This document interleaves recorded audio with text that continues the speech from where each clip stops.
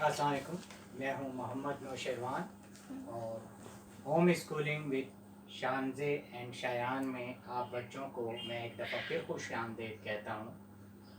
हमारा आज का जो उन्वान है वो हरूफ इल्लत से अरकान साजी यानी हरूफ इल्लत से लफ्ज़ कैसे बनाए जाते हैं। बाज़ कुतुब में हरूफ इल्लत 3 बयान किए गए हैं, बाज़ में 4।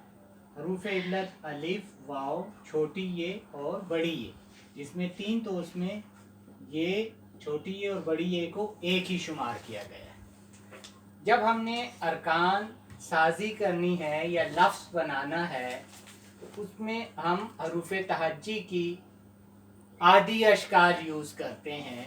जिस तरह ये बे है तो बे की आदि शक्ल यानी ये हो गई। अलिफ उसी तरह आता है।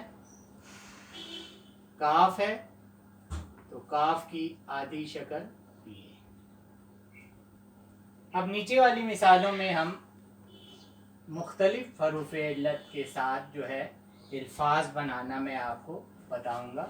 सबसे पहले अलिफ के साथ, तो इसमें बे की आधी शक्ल, इसके साथ अलिफ मिल गया तो बा। जीम की आधी शक्ल, इसके साथ अलिफ मिल गया जा। अब दाल जो है वो अपनी उसी शक्ल में आएगा, इसको मजीद जो है हम आधा नहीं करते, तो ये दाल अलिफ दा।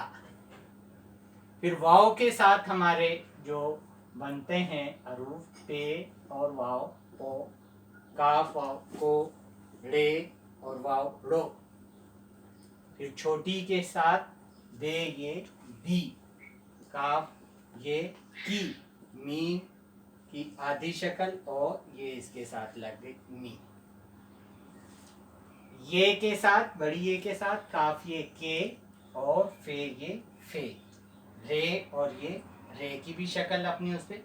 तो ये आपको हमने बताया कि हरूफ इल्लत के साथ जो है कैसे जो है मुख्तलिफ अल्फाज बनते हैं। हरूफ तहज्जी की आप लोगों को पहचान आ गई। ज़ेर ज़बर पेश के बारे में मैंने आपको बता दिया, हरूफ इल्लत के बारे में बता दिया। अब इनके मिलने से जो चीज़ें बनती हैं उनको हम लफ्ज़ कहते हैं या अल्फाज कहते हैं। मैं अब आपको बताऊंगा कि अल्फाज की इकसाम बालिहाज मायने से पहले हमने बालिहाज तादाद जो है अल्फाज की इकसाम पढ़ी थी, यानी उसमें 6 हरफी, 2 हरफी, 4 हरफी, 5 हरफी। अब अल्फाज के बारे में मैंने उस वक्त भी आपको बताया था कि उनको एक ख़ास तरतीब से मिलाना है। अगर वो तरतीब से नहीं मिलेंगे तो उनका कोई मतलब नहीं बनेगा। तो इसी लिहाज से हम इसको 2 हिस्सों में तकसीम कर देते हैं।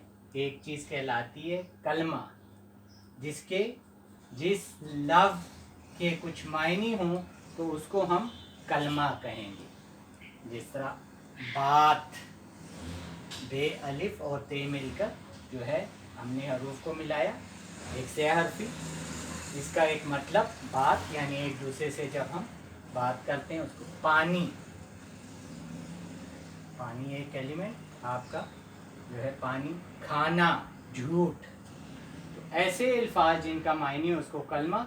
अब बाज़ ऐसी चीज़ें होती हैं जिनका वो हरूफ या लफ्ज़ तो होता है लेकिन उसका जिस तरह चीत, वानी, वाना, मूठ, हम जिस तरह अल्फाज इस्तेमाल, लेकिन हम अपनी बोल चाल में इसका इस्तेमाल करते हैं बातचीत।